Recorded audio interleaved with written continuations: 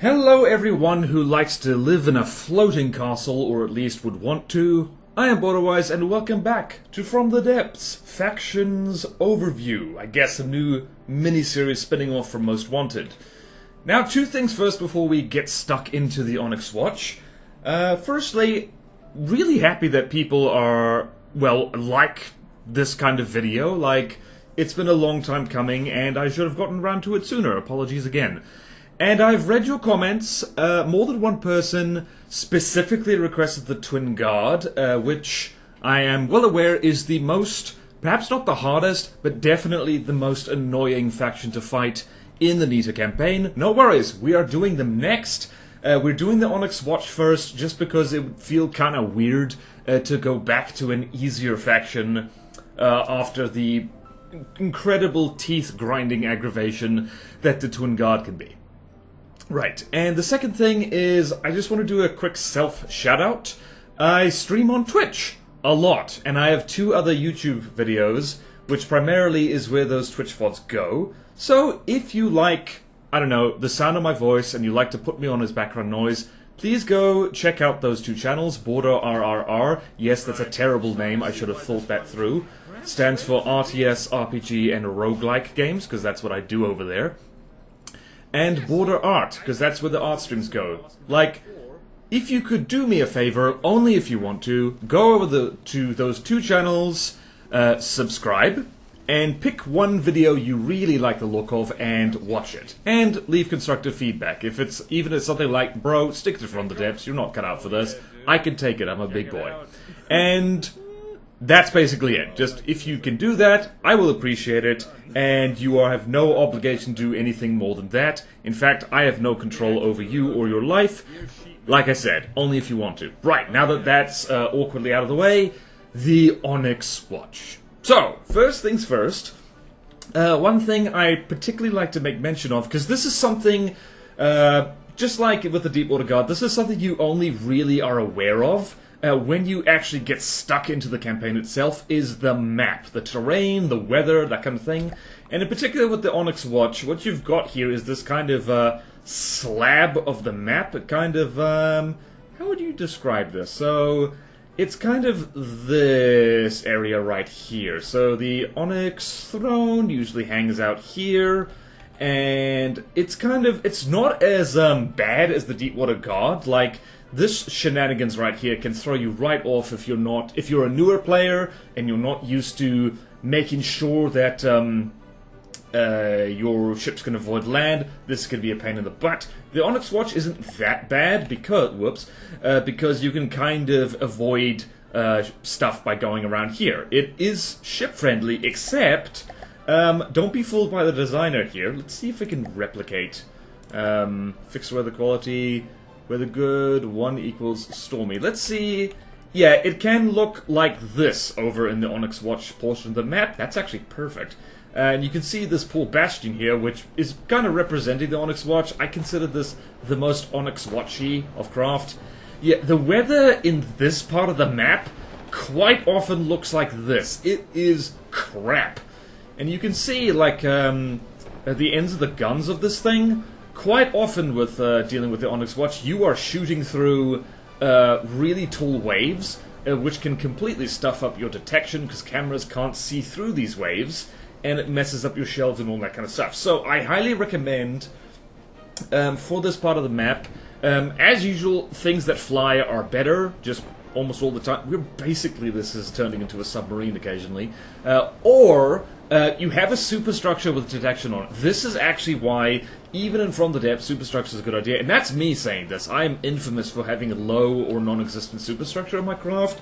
You do want at least, you know, a 360 camera that can poke up above these waves if you are wanting to send ships over here. Because you can see this. This is like, oh goodness. I'm starting to feel sick. Yeah, no, I can't handle this.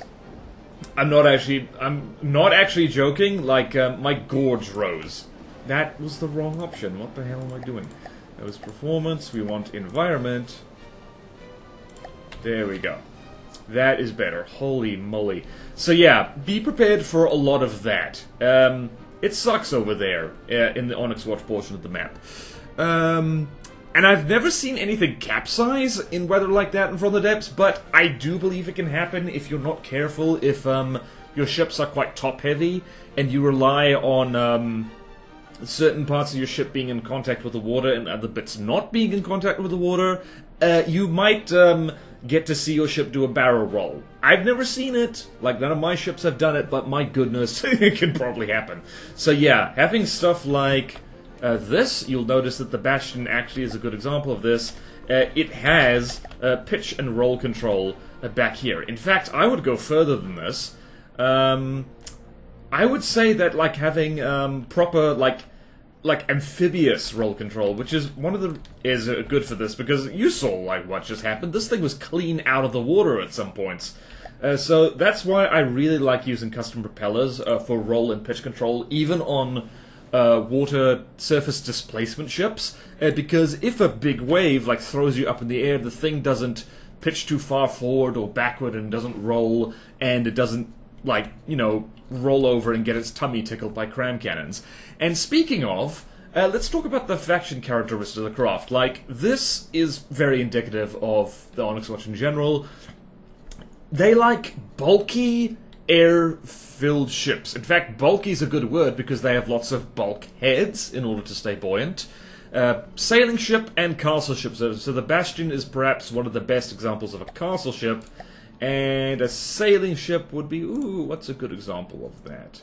The Warrior is kind of a hybrid. The Greenfield, I feel green after those waves, Deacon's Christmas. So the Greenfield is perhaps the best example of one of their sailing ships. These are generally not too scary, but similar thing. Mostly wood, massive broadside, but they tend to switch to their castle ships pretty quickly once you start annoying them in the campaign. So yeah, two broad flavors of ship, squishy, wood-filled broadsiders, and significantly more tanky metal and alloy, and I guess wood as well, more battleshipy, more conventional, or more modern kinds of ships, I should say. And they also have a number of airships, some of which are quite nasty, and we'll get to those. And also the thing that they like bombardment in general. They really are fond of cram cannons. Most of their stuff has them. Or massive volleys of, in this case, simple weapons, but they also have... what's a good example? I think the Straussland... Does this have crams? Memorizing everything... Okay, so the Straussland has cram cannons. Let's try and find another one that isn't too big. Telemachus, Partisan, the Lunette, the Lance, the Stalwart, I believe... Nope. Pioneer? No. I think it's the... Hold on. I think the Poseidon is one of them. They also like massive broadsides of APS as well. So you can see here, it's got a whole bunch of these guys. 316 millimeters, and let's just out of curiosity see what kind of shell this is fine. Their shells are never particularly fast, but they do hurt a lot. These are decently hefty HE shells, and yeah, if you get caught by a volley of this, it can actually hurt. So yeah. And they also do love their large missiles. They don't really have medium or small missiles at all. So you do get stuff like, let's find it. The Buttress is a good example. They used to not have torpedoes at all, which means that submarines made them laughably easy. There we go. So there you see, the Buttress has a little bit of... This is a very Onyx Watchy kind of craft. It has some big torpedoes there. Let's have a look at what it is. Yep, so just pure explosive. They don't really go in for frag or EMP or kinetic. It's basically HE, sometimes a little bit of kinetic on their AP crams. But yeah, they like it big, they like it slow firing, they like it, I guess, like just big volleys of big stuff. So, what that means is that medium-sized ships are generally quite a bad idea. So, if we go, I don't know, what's a medium size? What's a medium-sized ship we can throw against this? Yeah, let's go with, what is a good thing? Let's go with a... Plunderer, like, it depends. Let's go with a Plunderer, which is, medium-sized-ish. Let's spin around over there. And let's have... Oh, geez, I don't know. Let's go... Wrong thing. Let's go with a... Let's go with a Straussland. Let's see what happens. So you don't want, like, medium-sized stuff, because here's the thing. Small stuff can dodge massive volleys of nonsense like this, and big stuff can tank it. Medium-sized stuff, which is actually like the size of these ships we're dealing with here, they can't. I actually should have spawned the Straussland close. I think the Plunderer might win. This is an easy design, I just realized. Whoops. Oh well. Let's see if the Plunderer can kill it fast enough. Probably not. Okay, I'm just gonna... Oh wait, now we're turning. Nope, we're turning, so we get to see at least one big volley go off. Plunderer can't dodge things like this, so... And suddenly, well, the Plunderer is not winning anymore, but yeah. That's the kind of thing you want to you want to avoid that. So, really what you want is something like this. So, we're gonna have, let's see, what do we have here? You want small, nippy stuff, so let's spawn in the Straussland over there, and, oh, I don't know, let's spawn in... Jeez, like, you can literally bully this thing with dusters. Watch this. Because a lot of Onyx Watchcraft, they have pretty lousy anti-air, like, especially their easier stuff and their earlier stuff. They don't really do very well on the whole shooting down aircraft thing. So swarming them with small flyers can work, you just have to be careful with their harder designs, which aren't quite so vulnerable to just medium-sized missiles. I wonder if those magnets are actually going to do anything. That would be fun. Alright, so the Onyx Watch in general is kind of a beefgate. If anyone doesn't know what that means, that's basically a specific challenge that acts as a barrier to the player of a video game, which forces them to adjust what they're doing in order to progress. And so the Onyx Watch are tanky, and they really like their crams, their missiles, their slow muzzle velocity APS, which means that unlike the Deepwater Guard, they are reasonably durable. Like, not so much their sailing ships, but their castle ships are just because they're made of tougher materials and have so much empty space in them. Empty space is weirdly good armor From the Depths. It means that you need to either really up your firepower, or you need to learn how to play more defensively in order to counter them. So, you basically have to learn anti-armor weaponry. You can't just rely on spamming high explosive like you can with the Deepwater Guard. And you also need to learn about active defenses. So, with their cram volleys and their, like, volleys of, like they're lobbing APS shells at you. You need to learn about seawers. You need to learn about lambs. You need to armor more intelligently rather than just stacking lots of blocks on each other, because even lots of, like, admittedly not very good crams like this, they will smash straight through layers of metal just through brute force. And you need to learn like lambs, seawers, interceptors, cunning things like that. And the thing is that tanking even, like, small-ish crams requires rather expensive amounts of armor, like lots of layers. The active defense is actually kind of cheaper, like, especially just speed, which you can consider active defense because, like, you know, you're burning materials in order to move faster. That works better than just, you know, stacking on the armor. So, that is kind of, sort of their role here. Sort of. Also, the thing about these guys, and I'm just going to demonstrate the warning I gave earlier. Hold on, let's go here, and let's spawn in one of my... Actually, hold on, let's spawn in a whole bunch of dusters. Pause the game. And that's roughly east, so let's go roughly west, go to medium.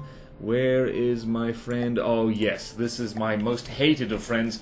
This is where, because they also use active defenses of their own, kind of more so than the Deepwater Guard, because the biggest difference when you move on from the Deepwater Guard to the Onyx Watch is laser anti-munition defense. They use LAMs, which means that if you've been using like small crams or slow APS shells, or just, you know, the odd medium missile or something, you are going to have a very, very bad day with these guys, because they will shoot down all your munitions while being tanky enough to take them, insult to injury, and you won't get anywhere. I speak from experience. As a new player, the jump from the Deepwater Guard to the Onyx Watch was like really quite a shock to me, actually. Like, veteran players, you're not going to have any trouble with the Onyx Watch, really. You've moved on to be worried about other things, like the Twin Guard. Yes, I have not forgotten.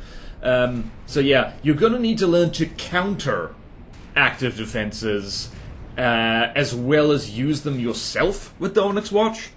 And, wow, I did not finish my notes here. But they also use, like, kind of more clever radar decoys. There's one thing in particular.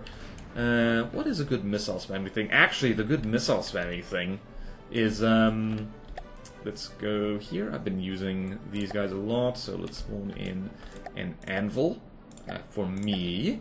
And we're going to spawn in a palisade for them.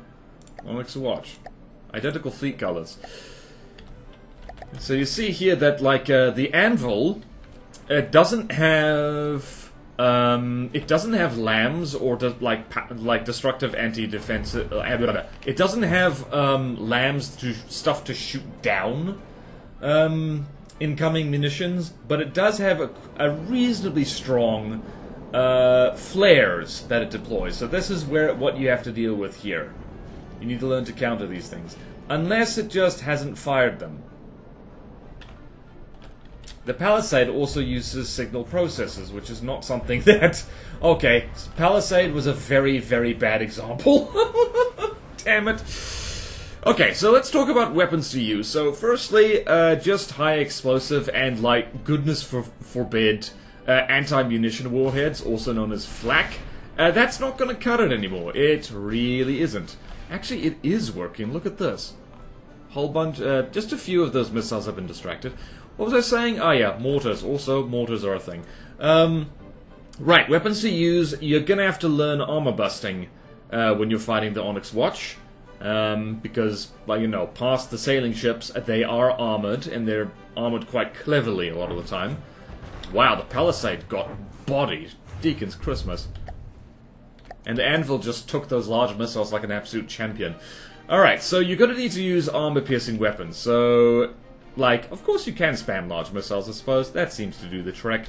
But let's actually get something like this here. Let's demonstrate something here. Spawn in the Branderstock, because that is fun. And spawn in one of my ships that happens to have nice armor-piercing projectiles. So, with APS, you're gonna want to... where is it? Hold on. Let's spawn in our friend here first, before I keep talking. So, we've seen the Icicle before. The Icicle is, I don't know, one of my better ships at the moment, honestly. Glass cannon, lots of active defenses. Actually, by kind of dumb coincidence, pretty good counter to the Onyx Watch for a lot of stuff. So, you're going to want to use armor-piercing shells, either APS or Cram. Cram actually can work jolly well against the Onyx Watch, because they are... tanky enough to justify using them, and slow enough is the question. They're honestly one of the better cram targets you could ask for. But for APS, you want armor-piercing high explosive, armor-piercing frag, armor-piercing EMP, or just regular EMP. Hesh and Heat. Hesh, in particular, is pretty good against the Onyx Watch, because Hesh really likes big air gaps. Heat does not like them as much. But yeah, you can just kind of... tear through their armor and do stuff. You can see there's a lot of block confetti happening right here. Jolly good. Thank goodness for high gauge armor-piercing shells. Crams, APHE, AP Frag, and EMP. HE EMP actually can work quite well against Onyx Watch. The thing is, if you're not putting hardener shells in your crams, they're going to have trouble getting through the LAM systems that quite a few Onyx Watch craft have. So I would recommend AP crams, if only because their shells have more health.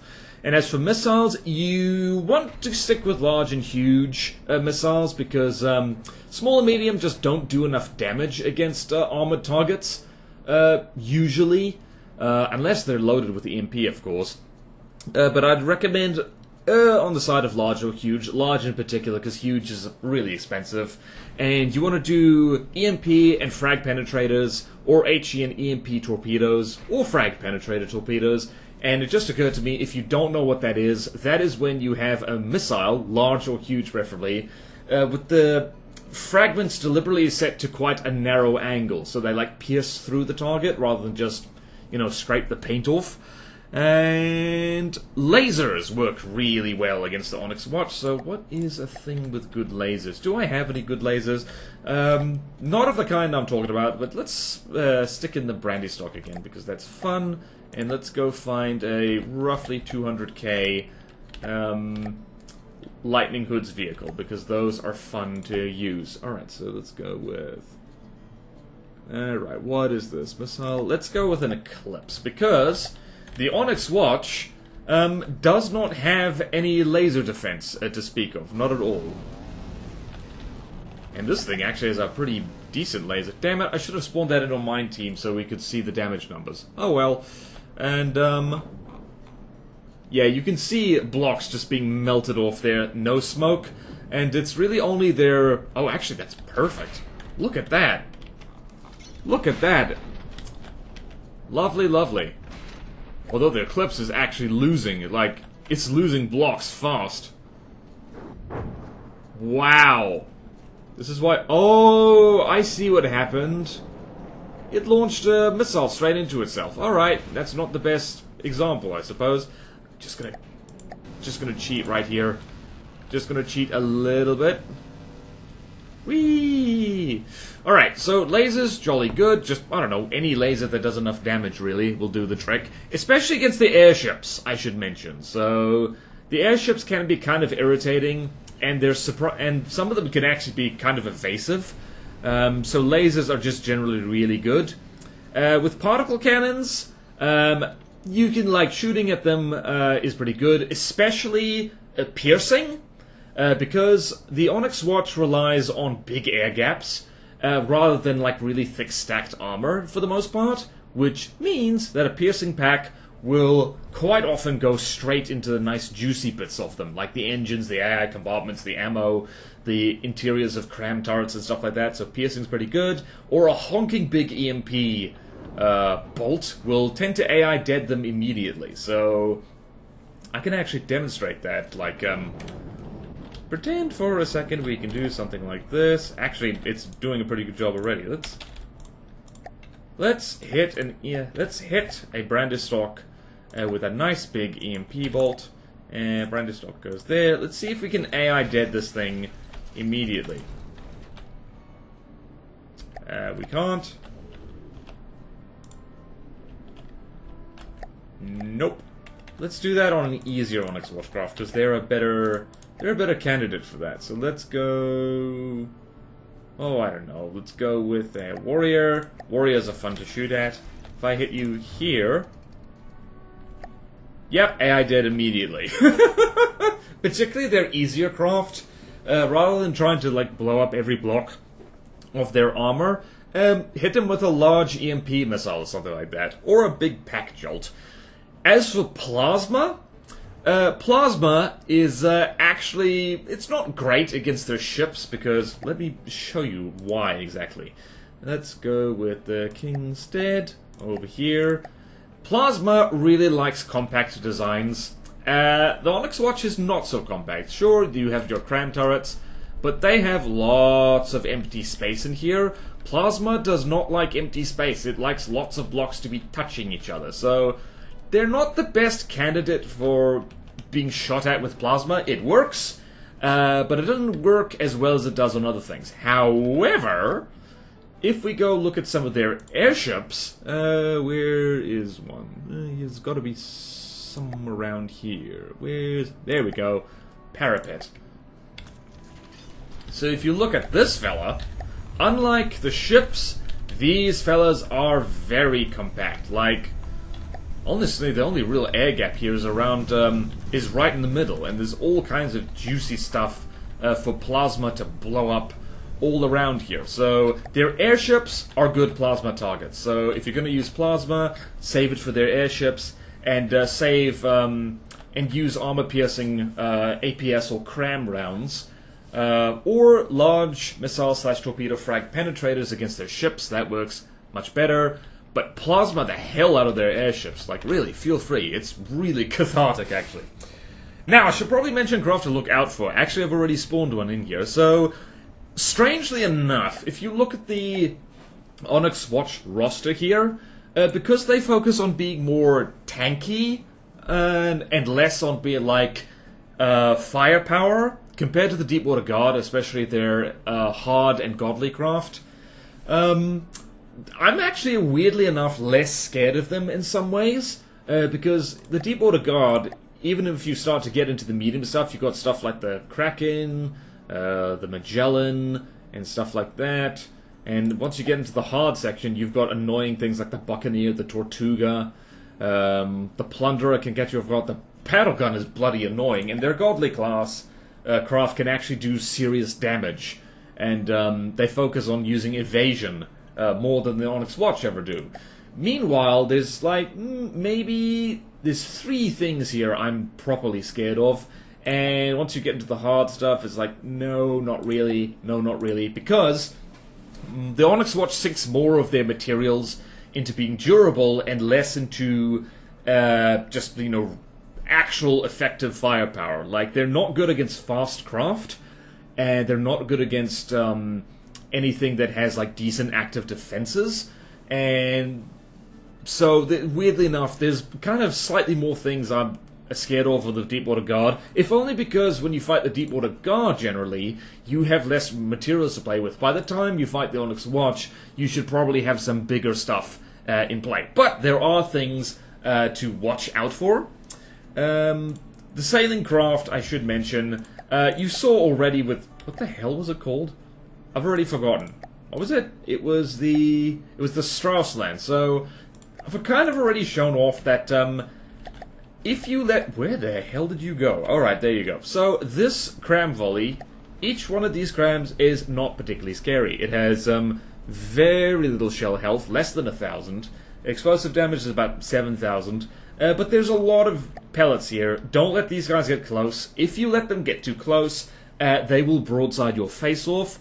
Duly noted. It's fairly easy to avoid, but you don't want to get caught off guard by that. If you like plonking your craft nice and close so they don't miss, bear in mind that the Onyx Watch also likes to do the exact same thing. One major annoyance, one of the most major annoyances actually for the Onyx Watch, and I speak from bitter experience with this absolute bastard of a craft, is the Alcazar. So this is by no means the scariest thing they've got. I've made a whole Most Wanted on this guy already.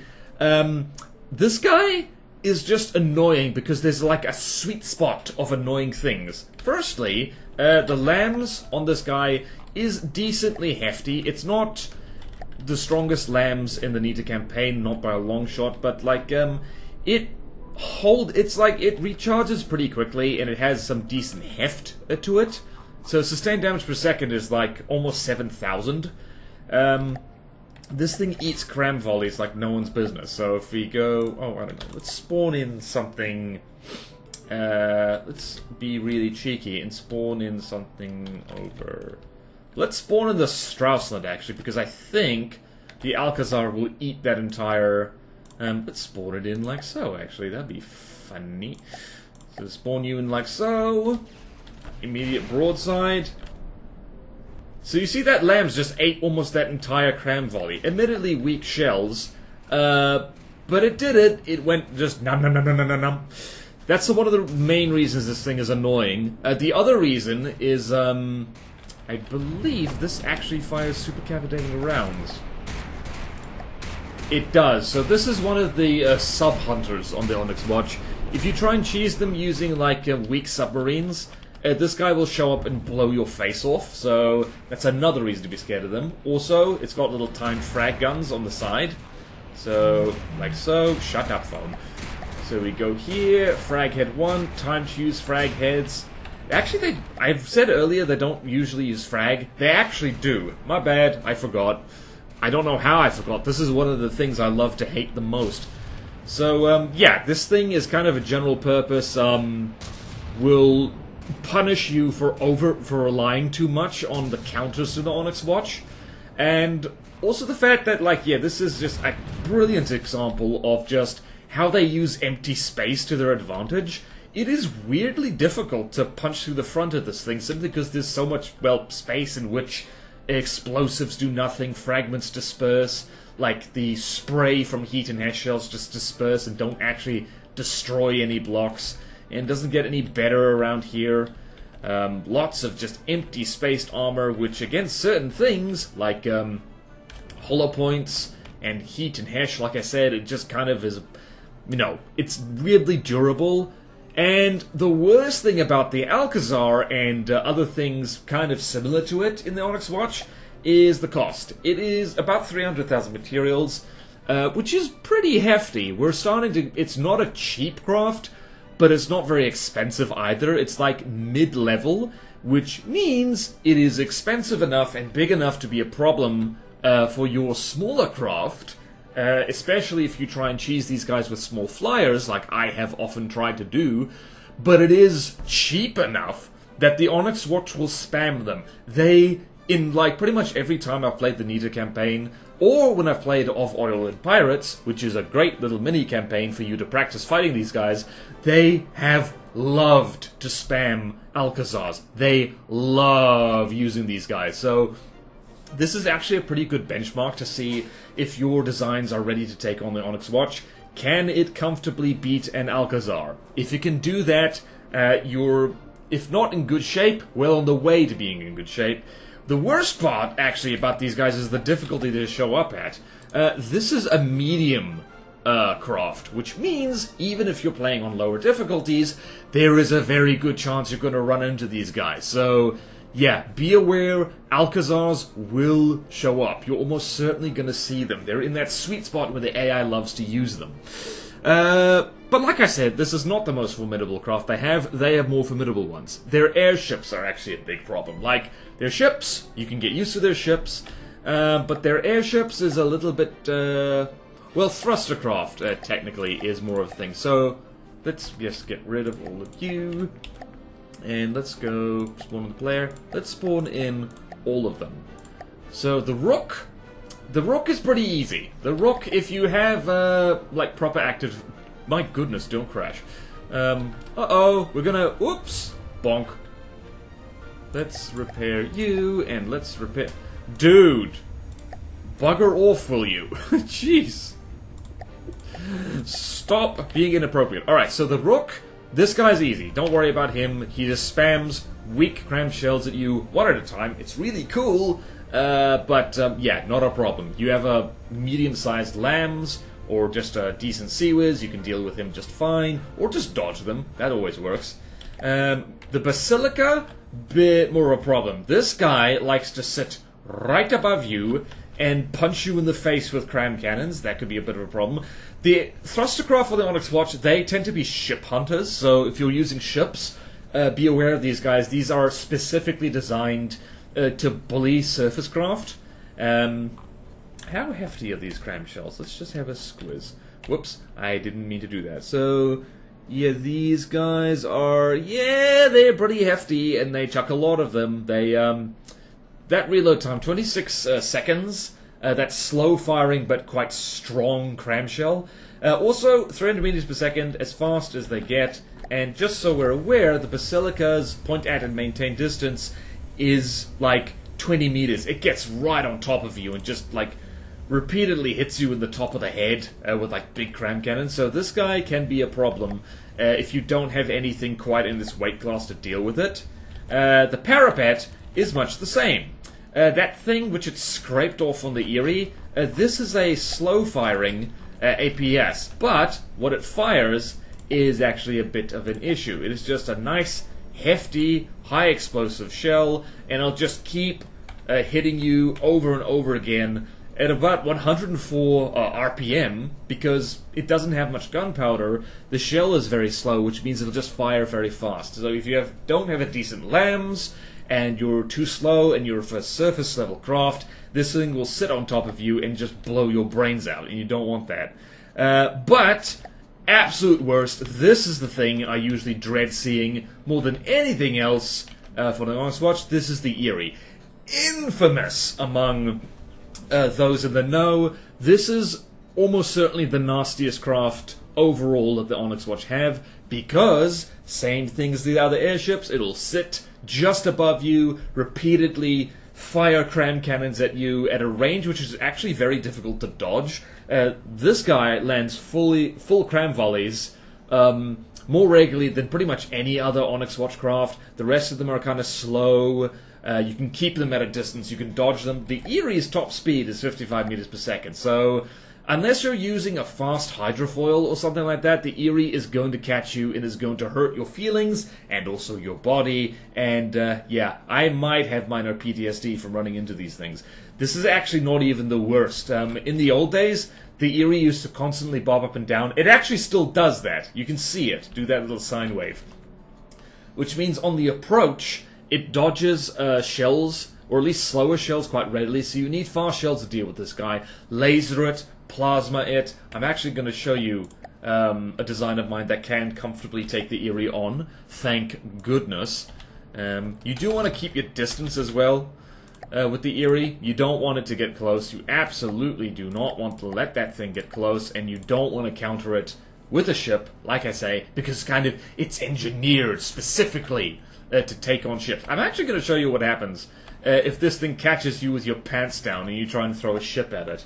Let's go here. Let's throw one of my ships at it. So what's this? What is... Oh, look at this. It's like Stahlslung Mark 1. Can the Stahlslung even still... This is one of my older designs. It's curious to see whether we can even still take on an Eerie like this. It might be able to. I miss the Stahlslung, honestly. I should make a Mark 3. So the Stahlslung is considerably bigger and more expensive than the Eerie, and you can just see there that opening volley took 2% health off. And I think it's dodged the crams, and I think it's mostly... Yeah, the Stahlslung, by the way, is a missile cruiser in disguise. It's really annoying. So far, it's disturbingly even, and you can just see here that the Eerie is just designed to bully surface ships. Yep, look at that. Ouch. And look at this. This, #1 reason why using crams against the Eerie is generally a bad idea. Even if it can get through the lambs on the Eerie, which I mentioned is quite strong, whiff! Like, pretty much no other Onyx Watchcraft does that. You can see it's just bouncing back and forth, it's maintaining this, it's bobbing and weaving. Like a boxer, it is bobbing and weaving. And let's see what that did. I think that breached an ammo compartment. Yes, yes it did. There goes the ammo. And it took out an engine, and it took out a laser. So... Stahlslung's not that weakly armored, but, yeah, it's got a heavy armor belt in there, even. But, yeah, it's, the Eerie is just gonna do so much damage. Like, again, whiffed, and it can tank those kinetic missiles. It can tank them just fine. So, yeah, that is why you don't use ships against an Eerie, because, like, even a more expensive ship, technically a more powerful one, is gonna get bullied by that bloody thing. Most of this video is just me ranting about the Eerie and how annoying it is. So the way you deal with this, and preferably how you deal with the other airships that the Onyx Watch has, is you gotta fight dirty. Wait, let's go find here. This is one of my... Hold on. This is the Purple Toaster. Those of you who watched my playthrough of the Caravonian Rebellion custom campaign, you'll remember this thing. This is how you deal with Onyx Watch airships. You have a thing that flies very fast, keeps its distance, is nice and evasive. First cram volley, whoop! Evaded completely. And you just shoot at it with plasma. The Eerie is very compact, so plasma works very well against it. And this works against the weaker Onyx Watch airships as well. Just absolutely shredding blocks off. Armor? What armor? We're just melting it. Generally, plasma, by the way, is really good against frontsiders in general because they tend to be so compact. and because you can just burrow through that frontal armor and just really make a mess of things. And fun fact with the Erie, its main pitch control is in the front, so you blow its nose off, it pitches backwards into the ocean. It's quite fun. Okay, I think I've ranted about the airships enough. There are a few ships worthy of note. I've actually already shown some of them. So just for fun, I'm going to spawn them in while the Erie is getting schmullied over here.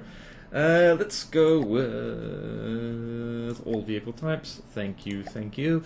So, the Trebuchet is what we're going to start with. The Trebuchet is a bit of an exception to the usual Onyx Watch rule. I mentioned before that the Trebuchet is... I mentioned before that the Onyx Watch generally focuses more on being tanky rather than being like having overwhelming firepower. Generally, they're usually the opposite of a glass cannon. They're like, what would you say? They're like a brick wall, so to speak, with some spikes on it, I guess. The Trebuchet is the exception to that rule. This is a bona fide glass cannon. It's the only real one that the Onyx Watch have, which means, again, this thing is designed to punish you if you think you can just endlessly dodge or shoot down crams all day, because it has, 1, 2, 3, 4, 5, 6. It has 10 500mm HE advanced cannons and 3 turrets. These shells are actually pretty fast. So you see, whoosh, just how fast those shells went. And it fires them quickly as well. I don't know if the toaster is actually going to get hit by any of these. I hope not. But this is the kind of thing... the Trebuchet is missing, but it's only barely missing. Let's see if the toaster survives this. The good news is that, engaging now. Just make sure we are hitting there. The good news is that the Trebuchet, it can really dish it. Those shells really hurt. And they'll even blow through like layers of metal simply through, again, brute force. But the thing has a bit of a glass jaw, being a glass cannon. So if you can reliably get through what armor there is on this, you can blow it up. Let's see if it manages it. Are we going to get... Yep, well, there goes that anti-aircraft turret. And let's just check. Toaster's been scratched a bit. Let's get the magic happening. Come on. Give me the big money. Give me the big money, because there's a very important weakness that the Trebuchet has, which is pretty deliberate, honestly. It's the fact it does not have ammo ejectors. Did I time this commentary right? Which means, when you pop it in the turrets, it, let's see, wait for it, wait for it, wait for it, wait. You're aiming for the...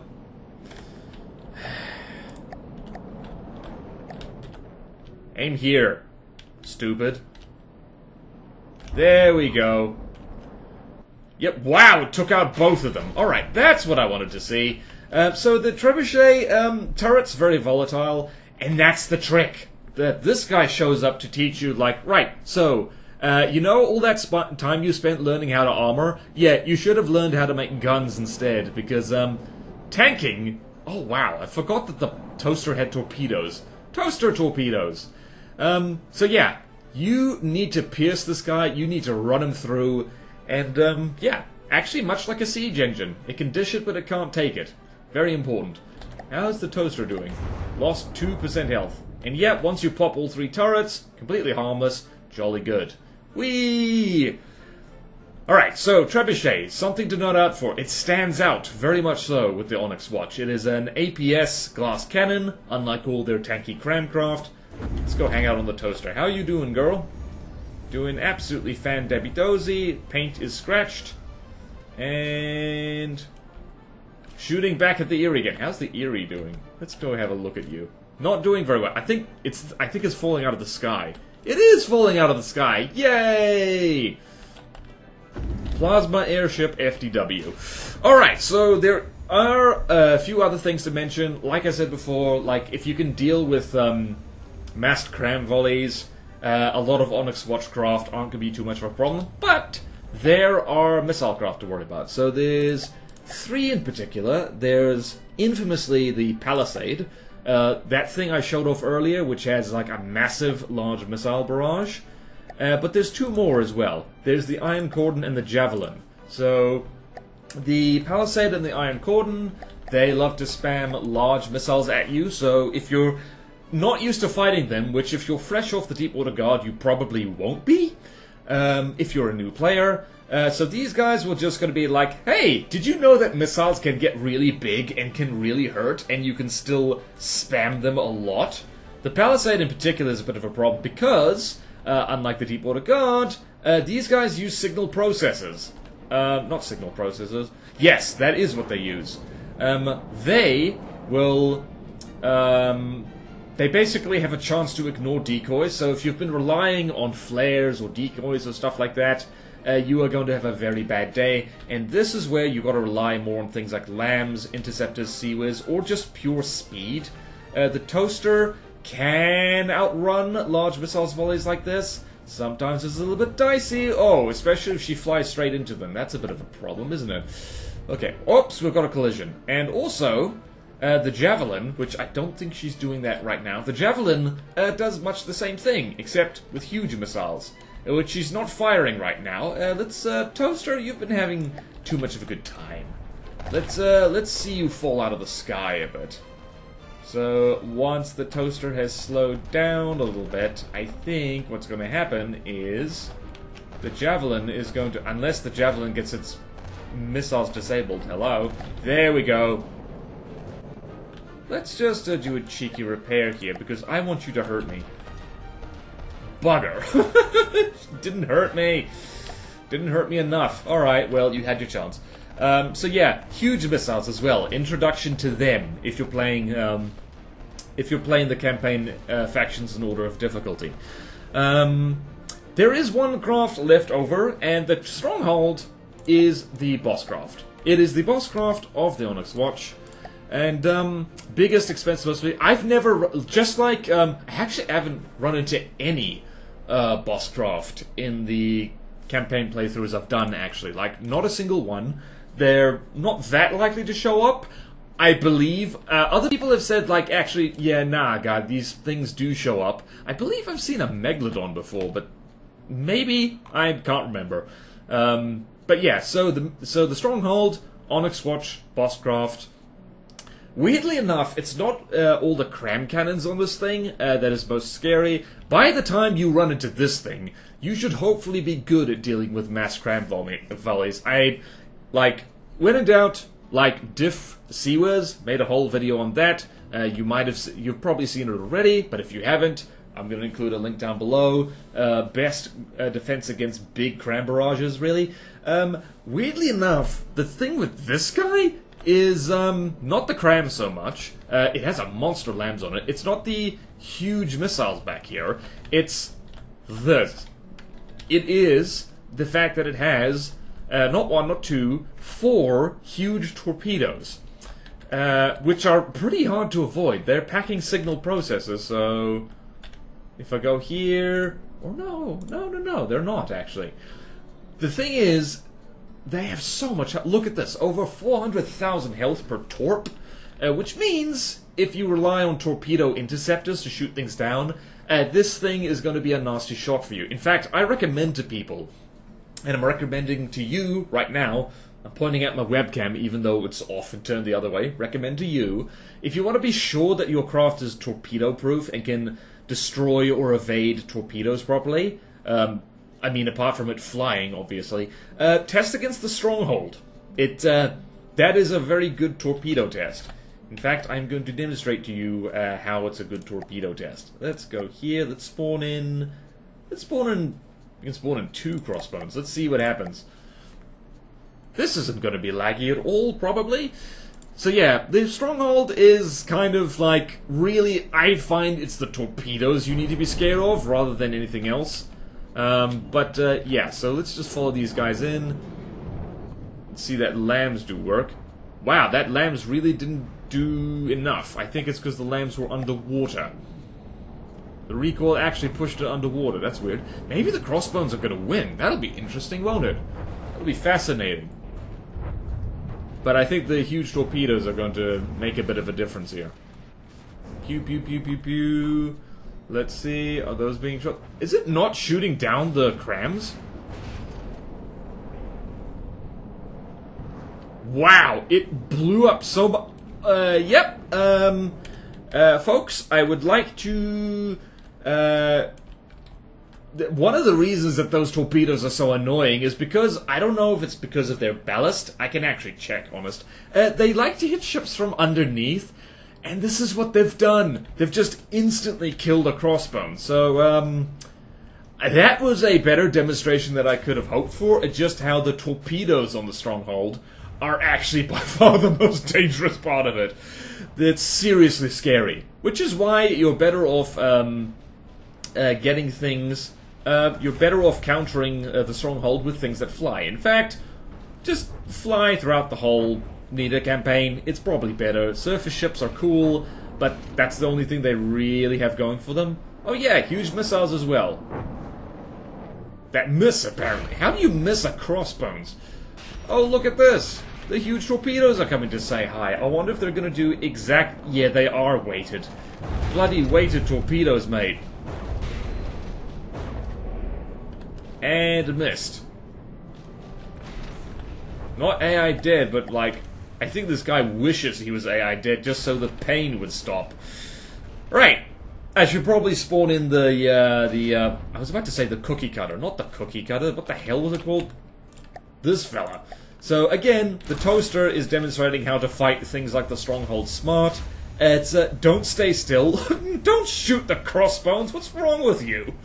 What is wrong with you? So, fly. Don't let the torpedoes get you. Dude. He's already dead. He's already dead. Just let him decay. Come on now. This video is a lot longer than I wanted it to be. So, and sploosh. And you see here that the toast... Oh, wait, that's embarrassing. That is embarrassing. That is truly embarrassing. I did a whoopsie, and I forgot that the Stronghold was on my team. That's okay, it just means it starts with full health and we can shoot down huge missiles. That's fun. Where you go, lass? So we see here... They spawn in. Whee! That huge cram volley does... Oh my god, that almost killed us. And missile interceptors going off and doing bad things to these huge missiles. Beautiful, beautiful. Lambs zapping the odd cram shot. And actually zapping the whatchamacallit, the APS shells as well. Torpedoes have not fired because we're flying. And weirdly enough, because the Stronghold is a front-sider... Oh goodness, those cram... Oh... Gods. Okay, wow. And that's why you still need... That took out a steam turbine! You cheeky bastard! Okay, well, actually, no, that hit us in the fuel. Wow, that was annoying. That was tremendously irritating, as a matter of fact. How dare you? How dare you? But anyway, like I was saying before RNG completely screwed me over, please don't do that again. Please, miss. Thank you! Never rely completely on moving up and down. Sometimes it doesn't work. But anyway, so with front-siders, especially slower ones like this, flanking them is a good idea. You can see we're already on the starboard side of the Onyx watch. Aha, I remembered what right is in naval terms. And, yeah, oh no, don't do what I think you're doing. Don't do what I think you're doing. Don't be close. Don't be close. Don't be close. Don't circle back in front of... Alright, the toaster is not doing a very good job of, like, Actually, no. She's fine. She's fine. She's fine. She's fine. She's fine. It's all good. So much for flanking. Damn you to heck. Okay. But yeah, that's basically the Onyx watch. I guess summary is, bring your armor-piercing weaponry, whatever they may be.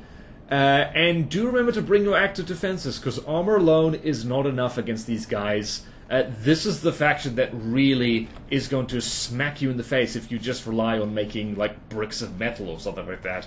Or bricks of wood or anything like that, or just bricks. Bricks without active defenses do not do well against cram cannons and large missiles. They just don't. Look at that. We're torpedoing it. Yay! And the craft to watch out for, Eerie, #1 concern, closely followed by the Trebuchet, and anything packing large missiles, really, is something to worry about for this gun. The rest of it, if you can reliably damage them, you'll be fine. Oh yeah, the Alcazar as well, that spammy bastard, I hate it. I respect it, but man, I hate it as well. So, that'll do for this video, this faction overview. I hope you found this helpful. If you didn't find it helpful, I hope you found it enjoyable, and if you didn't find it enjoyable, you should go check out my other channels, just on the off chance you might find something enjoyable. I don't know, last art stream I did, we drew dragons, it was really cool. Watch that one, that's good. So anyway, thank you all so much for watching. Please like, comment, and subscribe if you want to see more videos like this. Support me on Patreon, or YouTube membership if you like, it really helps. And there's fun perks in it for you, like, at the lowest tier of $1 a month, access to the Patreon Discord. You can come out, hang out with me and other people who are cool. They are really cool. I love my patrons, they're good folks. And do check out my other channels, like I said, and my Twitch. I stream a lot. Not this coming week, unfortunately, because stuff is happening, but otherwise, I stream a lot. Come say hi. And I will see you next time in From the Depths. Next, yes, Twin Guard coming next. Hold your horses. Put out your bonfires, they're coming next, no worries. Farewell.